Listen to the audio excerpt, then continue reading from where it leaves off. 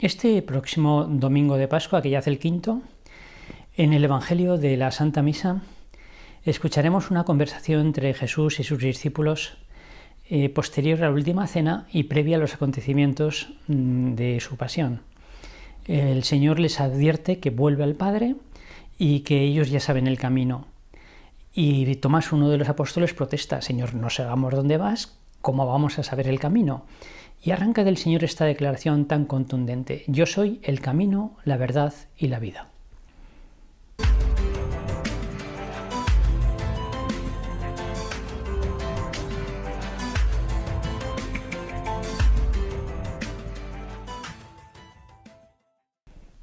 Toda religión tiene un contenido doctrinal y también unos preceptos morales. El cristianismo los contiene efectivamente, pero la esencia del cristianismo, y esto es lo que le distingo de las demás religiones, es una relación personal. Es Jesús de Nazaret, una persona, una relación con Él. Por eso cuando Jesús dice yo soy el camino, la verdad y la vida, está apuntando al centro de la fe cristiana, la relación personal con Cristo. Hace muchos años, a partir de mayo del 68 francés, las canciones que pretendían ser reivindicativas o rebeldes contra lo establecido y concretamente contra la religión y la Iglesia, a veces contenían expresiones del tipo tú eres mi religión, evidentemente referidas al chico o a la chica que uno amaba. La última versión de esto, quizá de las últimas por lo menos, se debe a Maná, esa canción que ha sido incluso reeditada recientemente. Sin embargo, esto, que puede ser contestatario respecto a las demás religiones, es perfecto con referencia a la religión católica o a la religión cristiana. Tú eres mi religión, ese tú es Jesucristo. Es una relación personal con Cristo. Yo soy el camino, la verdad y la vida.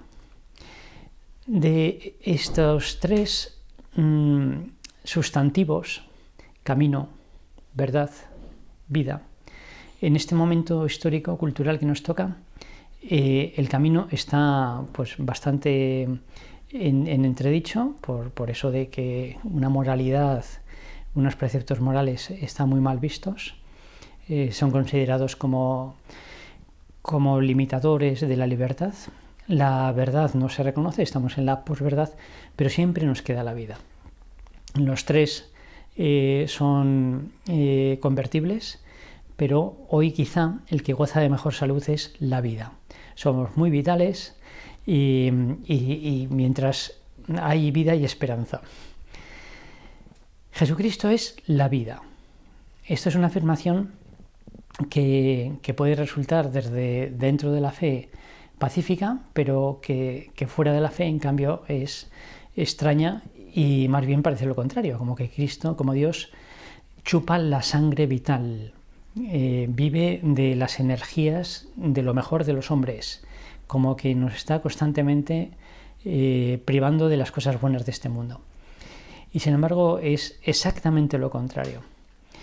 El cristiano puede decir al Señor: tú eres mi vida, vida mía, vivo de ti. Es una relación personal con Cristo existencial. Benedicto XVI, recordamos, decía en su primera encíclica: no se comienza a ser cristiano por una gran idea, porque a uno le parezca bien el credo y me da una explicación de la realidad bastante satisfactoria, ni por una decisión ética. Me parece que los mandamientos difunden una ética bastante aceptable y muy necesaria hoy, sino por el encuentro con la persona de Cristo, una relación personal con Cristo, que abre unos nuevos horizontes a los deseos profundos del corazón humano.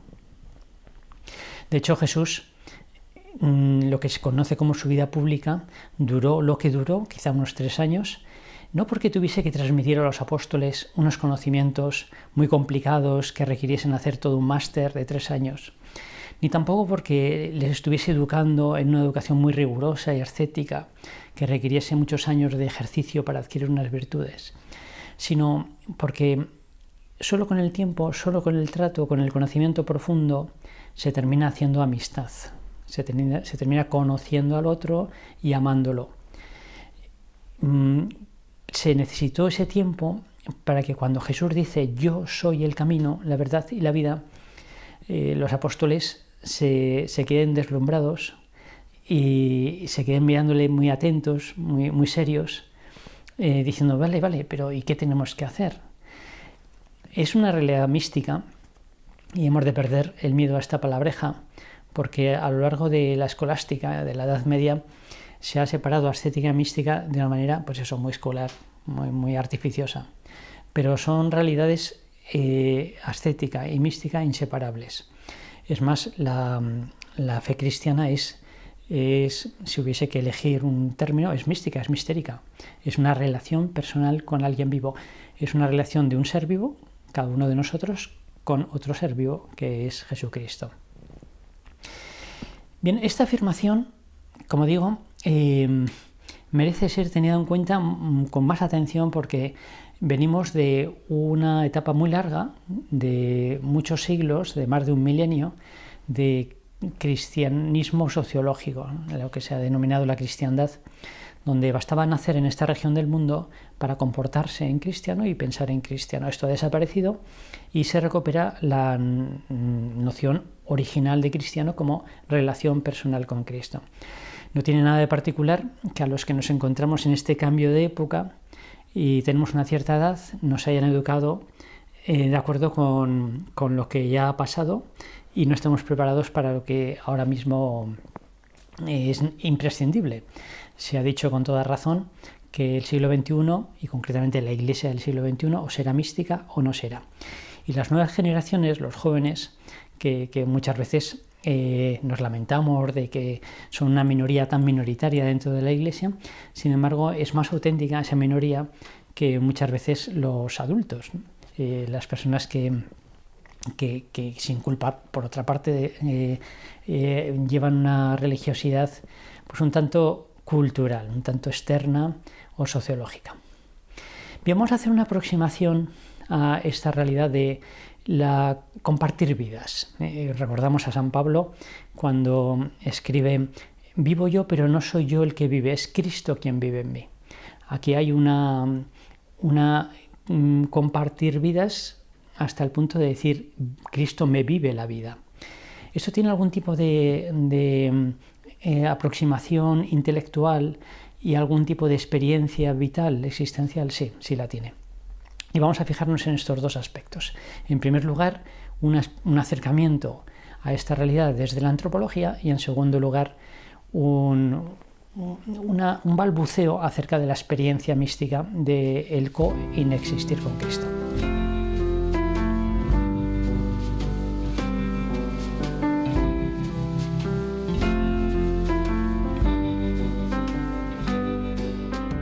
Dice Jesús: yo soy el camino, la verdad y la vida.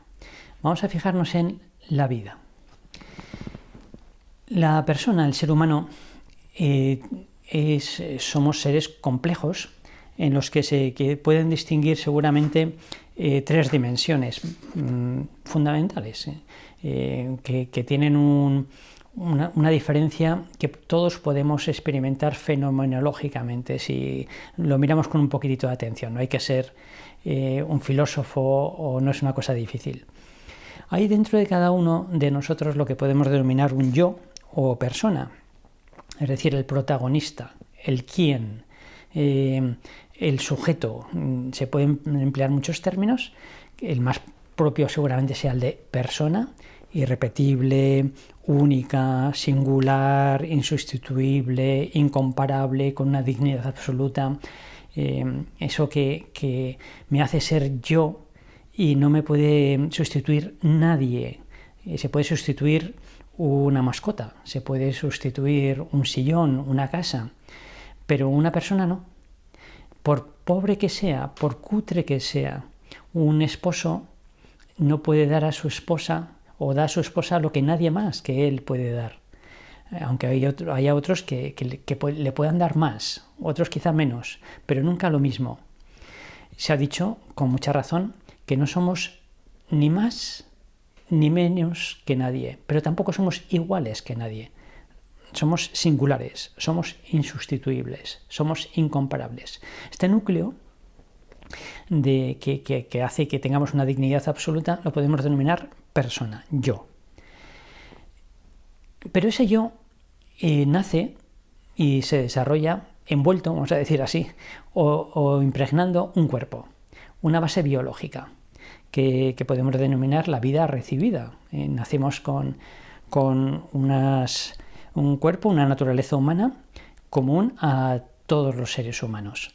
Tenemos unas propiedades y unas facultades generales como seres humanos, unas funciones vegetativas como es la alimentación, el crecimiento, el desarrollo, la reproducción, unos sentidos externos, la vista, el tacto, el gusto, el oído, el olfato, sentidos internos, la memoria, la imaginación, la estimativa, el sentido común, unas tendencias que son las inclinaciones naturales, lo que nos gusta de fábrica, nos gusta la actividad, nos gusta el placer, nos gusta que nos reconozcan, lo que hacemos bien, tener autoestima, relación con los demás, el arte, nos gusta incluso también, por supuesto, la trascendencia, la relación con Dios. Tenemos unos sentimientos que son la manera de sentir las tendencias, cómo están satisfechas, y según eso pues estamos alegres o tristes, o tenemos miedo o esperanza. Y tenemos unas facultades espirituales, que son la razón y la voluntad. Las recibimos de fábrica también, estas facultades, sin desarrollar, porque un niño recién nacido o un embrión evidentemente ni piensa ni quiere, pero tiene ahí esas facultades todavía en germen. Esto es lo que podríamos denominar la vida recibida. Y en tercer lugar, dentro de cada uno se puede distinguir lo que se puede denominar la vida adquirida, que es justamente el desarrollo de las facultades espirituales, la razón, la voluntad y también la relación. Esto es lo que a veces también se llama alma. En algunos tratados de antropología se distingue entre cuerpo, alma y espíritu. El cuerpo sería la base biológica, el alma el desarrollo vital de las facultades espirituales y el espíritu sería ese núcleo insustituible, singular, incomparable que tenemos, que es nuestro yo más profundo. Bueno, la personalidad, que es la vida adquirida, es la repetición de actos.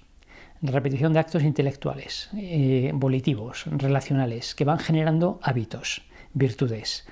Hábitos intelectuales, aprendemos a leer, aprendemos a razonar correctamente, por ejemplo, nos aficionamos por las humanidades o por lo que sea la ciencia. Hábitos morales, las virtudes, la prudencia, la justicia, la fortaleza, la templanza. Hábitos relacionales, vamos teniendo nuestros amores, formamos una familia, etc.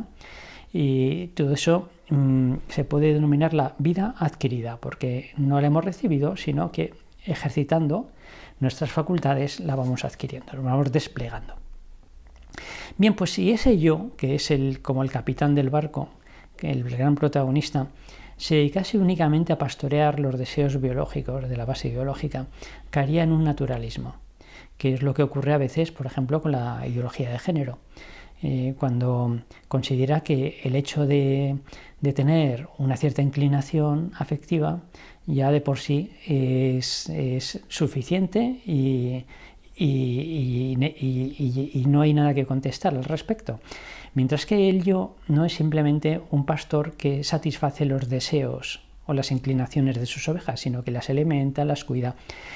De la misma forma exactamente que quien siente una inclinación afectiva hacia una persona del otro sexo, no por eso se debe dejar llevar por esa inclinación. El yo tiene algo que decir, tiene un trabajo. En ambos casos, cuando uno siente atracción hacia personas del mismo sexo o cuando siente atracción hacia personas del sexo distinto, en los dos casos el yo es el encargado de considerar lo ordenado, lo razonable de esas atracciones y moderarlas, con un gobierno no despótico, sino político. Teniendo un bien último, le corresponde decir cuándo conviene y cuándo en cambio no. Como digo, si uno considerase que las simples inclinaciones y deseos espontáneos son lo definitivo, caería en un naturalismo. Si uno se guiase únicamente por ideas, por lo que debería ser, por un código, entonces caería en un voluntarismo. Hay que cumplir estos mandamientos, hay que comportarse de esta manera, siempre se ha hecho así, sin entender la razón profunda de esto. Uno caería en un perfeccionismo voluntarista, tenso, formalista. Existe una tercera posibilidad entre el naturalismo y el formalismo o voluntarismo, que es justamente el amor. Una relación personal con un tú, con Jesucristo. Jesucristo es un tú, también Él es una persona, que después de resucitar con cuerpo glorioso no tiene un cuerpo como el nuestro, sometido al espacio y al tiempo, que nos manifiesta, pero también nos limita. No podemos estar en todos los lugares a la vez, ni siquiera en dos, ni podemos estar a lo largo de toda la historia, sino unos poquitos años. Mientras que el tú de Cristo posee un cuerpo glorioso adaptado a su persona y puede entablar una relación personal con todas las personas en todos los momentos de la historia. Por eso es posible una relación personal yo-tú con Jesucristo, un enamoramiento entre Cristo y la criatura, entre el ser humano. Por eso esa expresión de tú eres mi religión es perfecta, es totalmente de acuerdo con lo que nos dice la fe. Aunque sí es verdad que por parte de nosotros, de los seres humanos mortales, la amistad con Cristo y el enamoramiento de Cristo está mediado o mediatizado por esa corporalidad y por esa vida adquirida. Es decir, según tengamos un temperamento u otro, seamos más nerviosos, tengamos una salud u otra, unas cualidades u otras, según nuestro estado corpóreo, vamos a decir, y según las virtudes o vicios que hayamos adquirido o las habilidades relacionales o al contrario, las dificultades que tengamos para la relación personal, según esos condicionamientos naturales, también nuestra relación con Cristo pues será más fácil o será más complicada. Pero ocurre también lo contrario, que una vez que se entabla esa relación con Cristo, más o menos fuerte, inmediatamente repercute tanto sobre lo somático, tanto sobre el temperamento, lo biológico, como sobre la vida adquirida, la vida espiritual o la personalidad. De forma que quien se enamora de Cristo inmediatamente asume y convierte en amor las inclinaciones y las circunstancias corpóreas y también su relación con los demás y su comportamiento en general, de forma que va generando hábitos, virtudes con una fuerza que antes no tenía, porque está conducido por el amor, sin tensión, sin perfeccionismo. Bien, este sería como una cierta explicación antropológica de hasta qué punto esto es posible y es lo propio de los santos. ¿Por qué los santos son personas tan admirables y sin embargo nada tensas? Es porque tienen esa relación de amor con Cristo, de forma que comparten la vida y Cristo les ilumina y les da fuerzas. Son dos en una sola vida. Vivo yo, pero no soy yo, es Cristo quien vive en mí. Esto sería, digamos, como una aproximación, un balbuceo de tipo especulativo desde la filosofía, la antropología filosófica.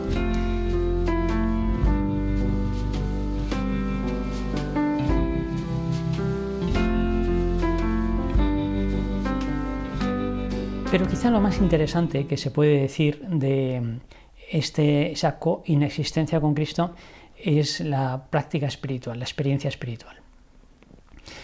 Es lo que a veces se denomina la providencia, que básicamente se podría explicar así. La situación actual, o sea, el momento en que nos encontramos, está hecho de múltiples circunstancias, como es el día, la hora, el lugar, mi situación interior, mi cansancio, mis perspectivas, lo que sea, ¿no? Entonces hay un montón de circunstancias que se dan en este momento.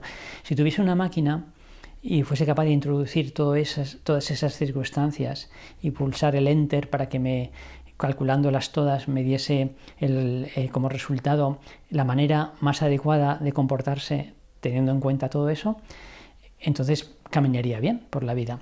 Eso evidentemente no existe, ni tampoco es deseable ni posible. Pero en cambio, entre todas las circunstancias que me rodean en esta situación concreta, hay una que es una mirada, la mirada de Cristo, que sí conoce todas las circunstancias, que aunque sean infinitas, las conoce todas, y teniéndolas en cuenta me hace una propuesta.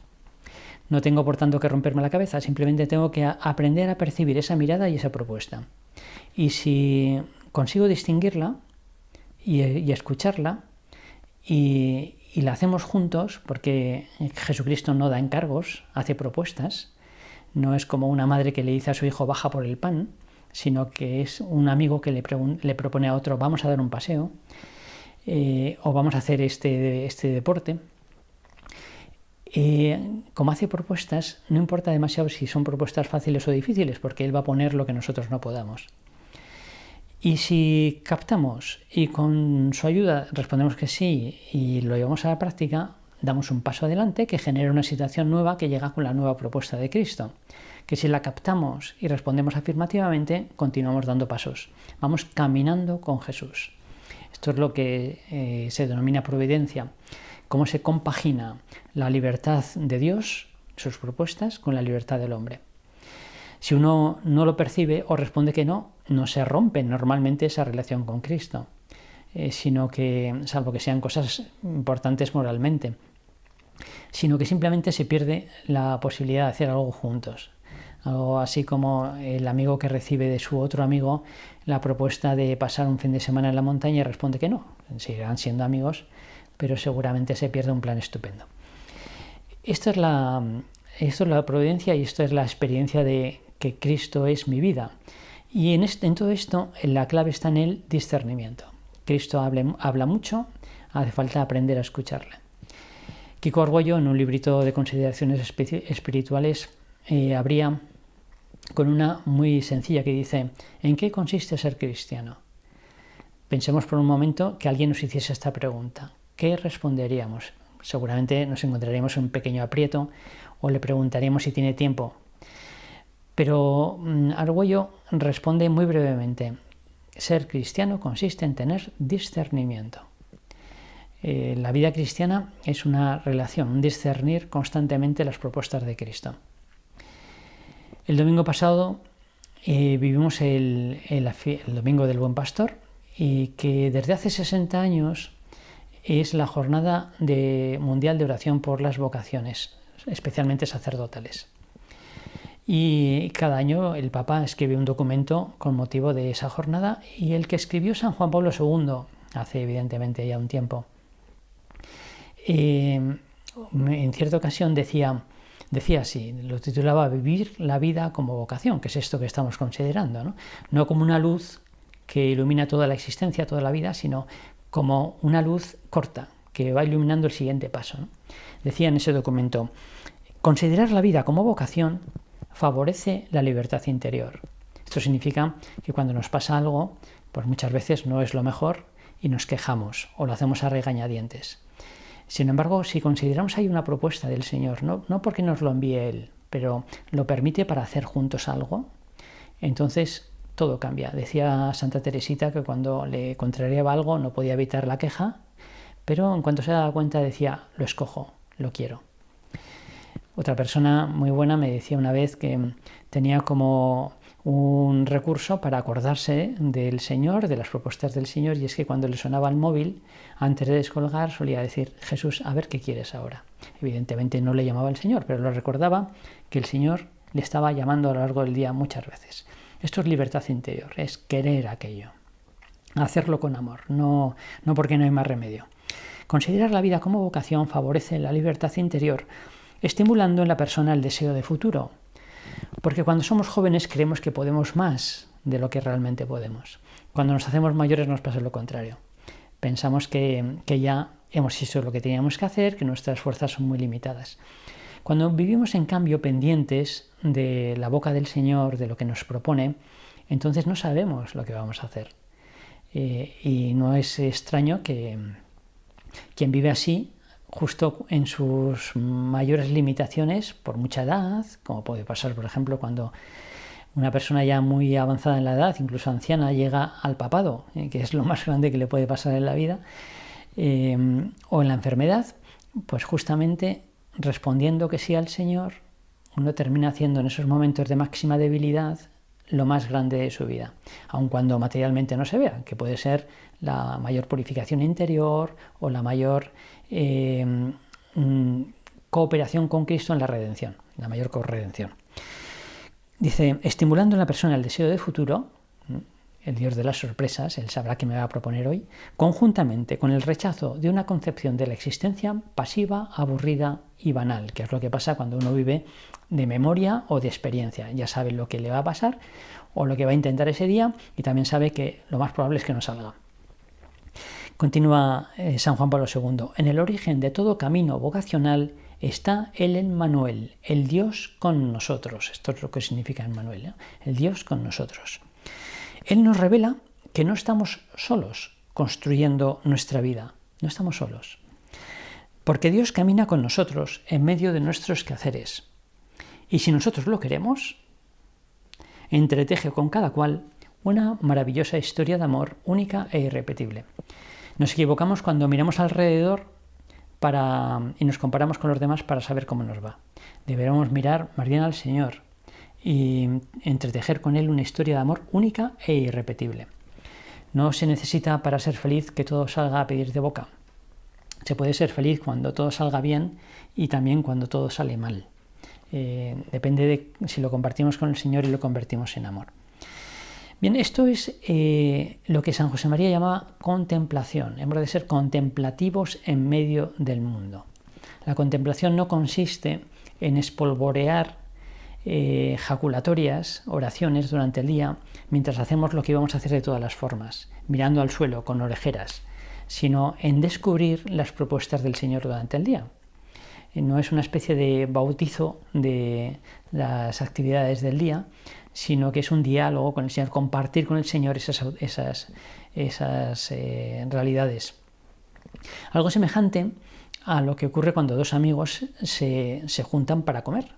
Pueden ir a una pizzería, por ejemplo, y concretamente lo que pidan para comer no es lo importante, no da igual, pero no es lo fundamental, no es lo protagonista, no van a satisfacer el hambre, sino que van a compartir un rato. Y así vivir, con un punto de exageración, se podría decir que es la excusa para tener algo que compartir con el Señor. La vida es la pizza, es lo que se está compartiendo con el Señor. Vivir es apasionante porque todo se puede hablar con el Señor, sea bueno, malo, placentero, doloroso. Y esto es la contemplación. Por eso en la célebre homilía del campus de la Universidad de Navarra, el año 67, San José María, que se puede escuchar perfectamente en el audio original en YouTube, San José María decía: sabedlo bien, hay un algo santo, divino, escondido en las situaciones más comunes que toca a cada uno de vosotros descubrir. El cristiano es un descubridor, no es un ingenioso, no es un conquistador, no es alguien que tiene un poder extraordinario, no, es un descubridor, es un contemplativo, tiene los ojos de niño, se asombra, admira, escucha, es delicado, percibe las emociones del Espíritu Santo. Esto es el contemplativo y esto es la vida con Cristo. Por eso los santos generalmente son personas dulces, no tensas, y son personas alegres, nunca tristes. Un santo triste es un triste santo, un santo aburrido es incompatible. Decía San José María: yo no me he aburrido nunca. Hay un artista, Max Jacob, francés, ya fallecido hace mucho tiempo en la Guerra Mundial, que en un librito, con consejos a un estudiante, escribe: recuerdo de infancia, mamá, me aburro, hijo mío, solo los imbéciles se aburren, le dijo su madre.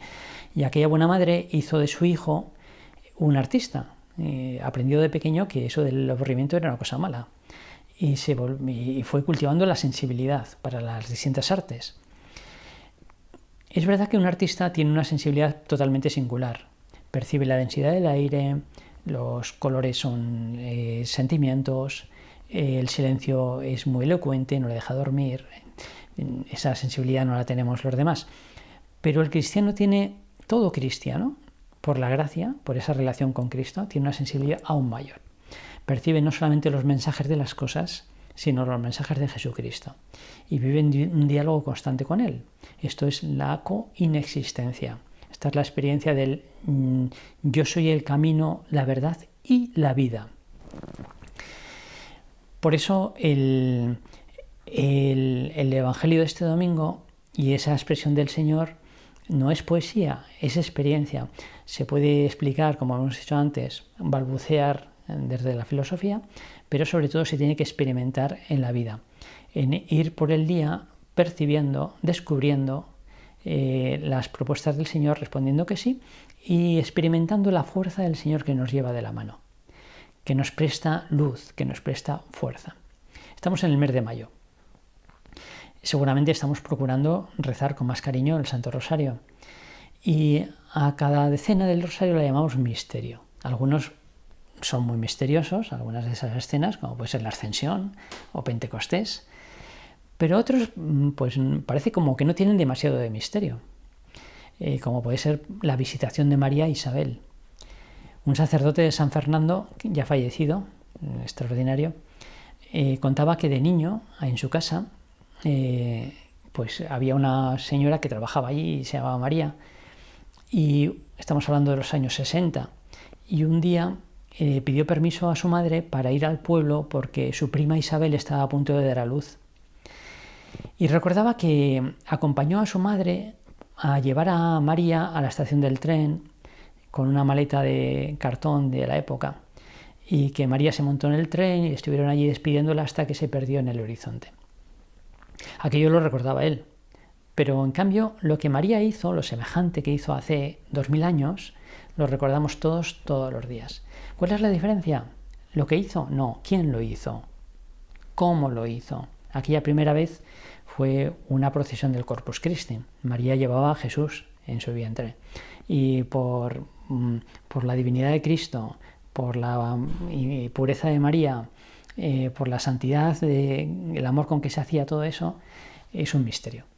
El valor de las cosas no está en las cosas mismas o en las acciones, en ellas mismas, sino en el amor con que se hacen, en hacerlas porque son propuestas de Dios, hacerlas con la ayuda de Dios. Vivo yo, pero no soy yo el que vive, es Cristo quien vive en mí.